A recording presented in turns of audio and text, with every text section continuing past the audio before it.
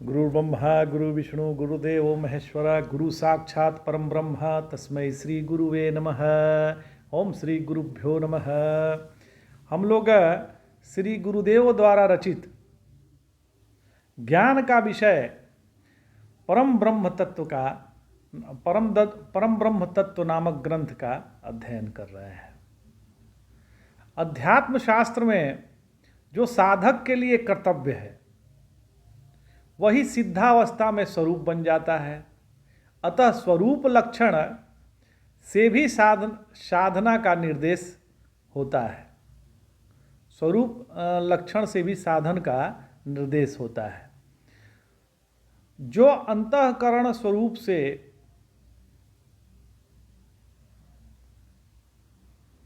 पदार्थोन्मुख है उसे धीरे धीरे क्रमिक विकास से आगे बढ़ाते हुए परमेश्वर तक पहुंचाना है। चूँकि प्रवृत्ति स्वभाव है अतः उसे हटाने के लिए निवृत्ति का उपदेश है।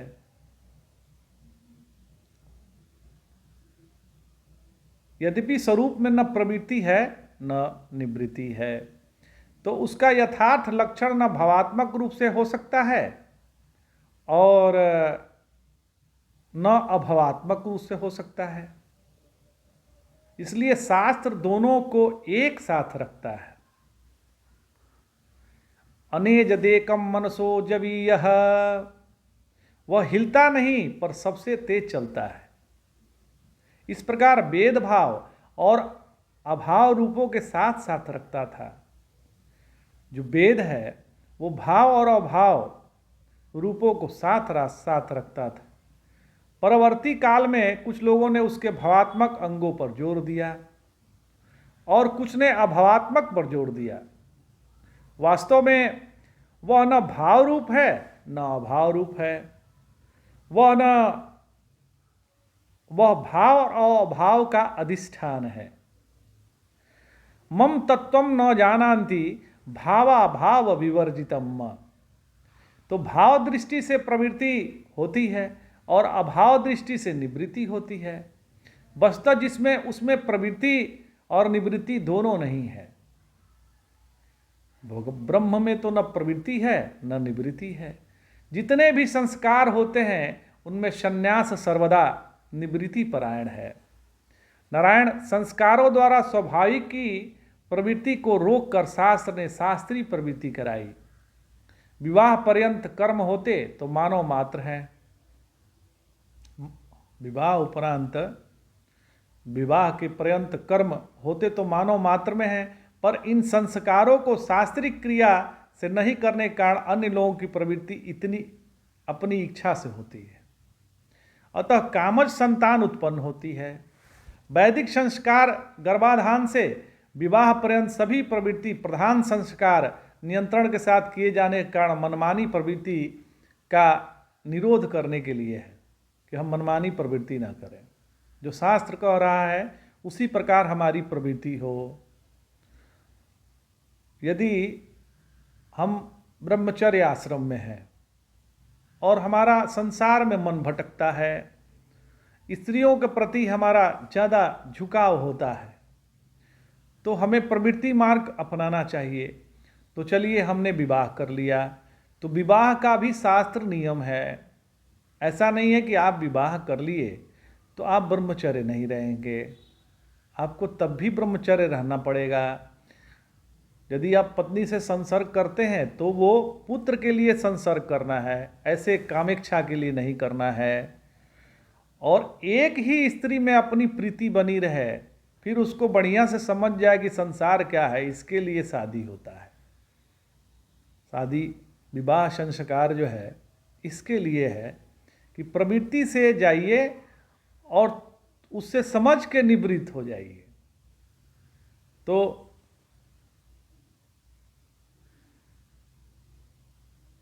जब हम धर्म से चलेंगे, जब हम शास्त्र के अनुसार चलेंगे तो हमारी जो पुत्र उत्पन्न होंगे, संतान उत्पन्न होंगे, वो धर्म संतान होंगे। और धीरे धीरे निवृत्ति बढ़ाकर अंतिम संस्कार मतलब संन्यास सर्वथा निवृत्ति का संस्कार है। ये तभी होगा जब हम निवृत्ति की तरफ बढ़ेंगे। तो अब प्रश्न यह उठता है कि यदि परमात्म तत्व प्रवृत्ति और निवृत्ति दोनों से परे है तो सारे संस्कारों में निवृत्ति पर जोर क्यों है? यदि ब्रह्म जो है प्रवृत्ति और निवृत्ति दोनों से भिन्न है तो इसमें सबसे ज़्यादा निवृत्ति परायण पे जोर क्यों दिया गया है? तो इसका कारण केवल प्रवृत्ति का रोध करना है कि हम प्रवृत्त होकर फंस न जाएं। सर्वत्र ही श्रुति का तात्पर्य नियमन करने में है। स्वभाव से धूप चढ़ने पर जो धूप चढ़ने तक सोते रहना प्रवृत्ति है। शास्त्र ने ब्रह्मे मुहूर्ते चोत्थाय धर्मम अर्थम न चिंतयेत से इस प्रवृत्ति का निरोध किया है। उठने के बाद चाय पीना प्रवृत्ति है, अतः नियम बनाया कि उठने के बाद शौच स्नान आदि कर लें, जप ध्यान पूजा आदि करें, तब खाने के बारे में सोचें। वो भी कैसा खाना खाना है? जो भगवान का भोग लगाया हो। यही शास्त्र का नियम है। चूंकि प्रवृत्ति स्वभावतः बद्ध जीव को प्राप्त है, उसके लिए विधान अनावश्यक है। ऊपर की टंकी से नीचे पानी को लाने के लिए मशीन लगाने की जरूरत नहीं है। पानी स्वभावतः पाइप से नीचे आ जाएगा, क्योंकि जल अधोगामी है। यदि नीचे की टंकी से पानी को ऊपर पहुंचाना है तो बिना प्रयत्न के पहुंचने का नहीं। या तो आप बाल्टी बाल्टी भर के ले जाइए या फिर मोटर के माध्यम से ऊपर चढ़ाइए। भाई या तो आप खुद ही जाओ पानी भरो या फिर मोटर भरे या किसी और से भरवाइए। तो अतः प्रवृत्ति तो स्वयं होगी, पर उसके नियमन के लिए संस्कार की अत्यंत आवश्यकता है। अब नारायण, अविद्या जो या काम स्वरूप का अज्ञान है। जो अविद्या है, काम है, यह अपने स्वरूप का अज्ञान ही है। स्वरूप के अज्ञान से ही कामना उत्पन्न होती है, इच्छा उत्पन्न होती है। अप्राप्त पदार्थ प्राप्त हो जाए, यही हमारी कामना है। इच्छा हमारी अप्राप्त पदार्थ को पाने की होती है। पदार्थ अप्राप्त तभी है जब स्वरूप की विस्मृति है, क्योंकि सारे पदार्थ तो स्वरूप में ही है।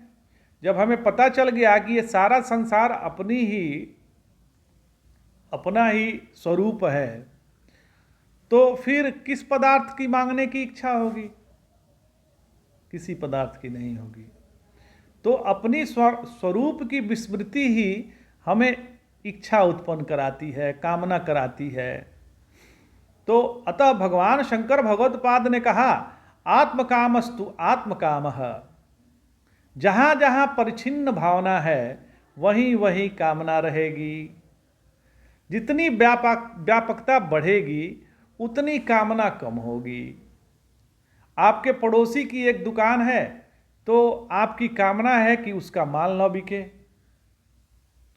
सारे ग्राहक आपके पास आ जाए, कामना है। अब मान लीजिए कि आपने उस दुकान को खरीद लिया और अपने लड़के को उसमें बैठा दिया, अब वह दुकान अपनी ही है। अब यह भावना हो गई कि तो दोनों दुकानों में व्यापकता हो गई, अतः दृष्टि बदल गई। अब आप चाह रहे हैं कि वहां भी ग्राहक जाएं। यही अंतर है। मतलब ये है कि हम अपने को परमात्मा से अन्य माने हुए हैं, अपने को वस्तुओं को अपने से भिन्न देखते हैं, इसलिए उसकी इच्छा होती है। तो नारायण, कमिच्छन्न कस्य कामाय शरीरम अनुरंजरित। सर्वव्यापक दृष्टि वाला किस चीज की कामना करे? सब तो अपना ही है। तो शिव कर्ता शिवो भोक्ता शिवादन्य न किंचन। शिव भोक्ता शिव कर्ता शिवादन्यम न किंचन। सब कर्म शिव के हैं महाराज। सभी भोग सुख दुख का अन्यतम अनुभव वही अनुभव स्वरूप आत्मा कर रहा है महाराज। तो भोग उसका ज्ञान है जिससे सारा संसार प्रतीत हो रहा है। शिवादन्यम न किंचन, सर्वत्र जो सत्ता दे रहा है वह मैं हूं। वह किसकी इच्छा करे महाराज, वो तो मेरे से ही सत्ता है उसकी। कौन सी कामना पूर्ति के लिए वह चेष्टा करे? क्या ब्रह्मांड में कोई भी ऐसा क्षण या कण है जहां शिव नहीं है? यदि कोई राजा है तो सारा राज्य उसका है, तो वह क्या किसी राज्य का चोरी कर सकता है? आज क्यों राज्य में चोरी है? कोई राजा नहीं है, इसलिए किसी के मन में यह भावना नहीं है, नहीं कि सारा राज्य मेरा है। सभी अपना व्यक्तिगत संचय करना चाहते हैं कि क्या पता कल राजा कौन होगा। यही राजनीति है आज की। तो इदम में शात, यह मेरा हो जाए। अभी बीच में हम लोग के यहाँ रामचरितमानस पे कई लोग टिप्पणी कर रहे हैं।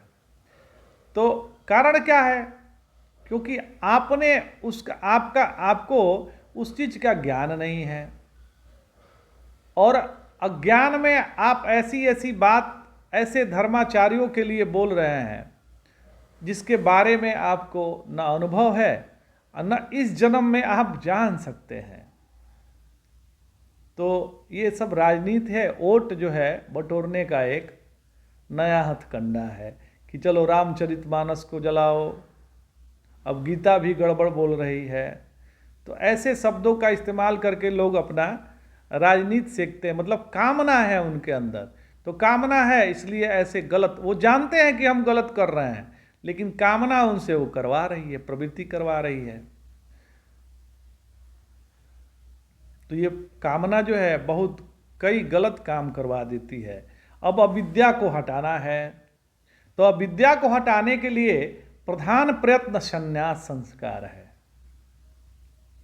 प्राचीन संस्कार से कामना होती है, अब तक उसको रोकता तो है पर प्रयत्न नहीं है। संन्यास आश्रम का द्विधा विधान जो बृहदारण्यक श्रुति है वो करती है। क्या करती है? एक तो ज्ञान के लिए एवं दूसरा ज्ञान के अनंतर। अतः विविदिशा संन्यास और विद्वत संन्यास दो प्रकार का संन्यास है। इसमें कामनाओं का परित्याग करके वित्थाय अथ भिक्षाचर्यम चरंती, संन्यास करें कामनाओं के परित्याग के बाद। किस लिए? अब विद्या की निवृत्ति के लिए। और नारायण समाधि के द्वारा ब्रह्म संस्था होती है। अतः निरंतर समाधि एवं ब्रह्म में रहने का अभ्यास करिए। इस अभ्यास से प्रधान कर्म ब्रह्म संधस्त्व है। यदि विक्षेप से प्रवृत्ति बहिर्मुखी हुए तो उसके विरोध के लिए समाधि का अभ्यास कहा गया। इस ब्रह्म संस्था में धृति की बड़ी आवश्यकता है। अधीर पुरुष कभी भी अविद्या को नष्ट नहीं कर सकता। अधीरता का कारण रजोगुण है। आत्मबुद्धि शुद्ध तत्व से होती है। श्रीमद् भागवत गीता जी ने कहा, त्रैगुण्य विषया वेदाः निस्त्रैगुण्यो भवार्जुन, निर्द्वंदो निस्तत्तसथो निर्योग क्षेम आत्ममान। जिसने योग क्षेम की चिंता को छोड़ दिया, जिसने योग क्षेम की चिंता को छोड़ दिया, वही ब्रह्म निष्ठा को प्राप्त कर सकेगा। अप्राप्त पदार्थ के प्राप्ति की कामना को छोड़कर प्राप्त पदार्थ के संरक्षण की कामना भी छोड़ो। यह मेरा है, यह मेरा बना रहे, ऐसी कामना कब छूटेगी महाराज? जब नित्य सत्वस्थ बनेंगे तब। तो रजोगुण तमोगुण सहित जो सत्व है उसमें जब स्थित होवेंगे, नित्य सत्वस्थ का अर्थ शुद्ध सत्वस्थ है। नित्य जो सत्वस्थ है उसका अर्थ है शुद्ध सत्वस्थ। इस पर आगे विचार करेंगे। आज इतना ही। जय जय शंकर, हर हर शंकर।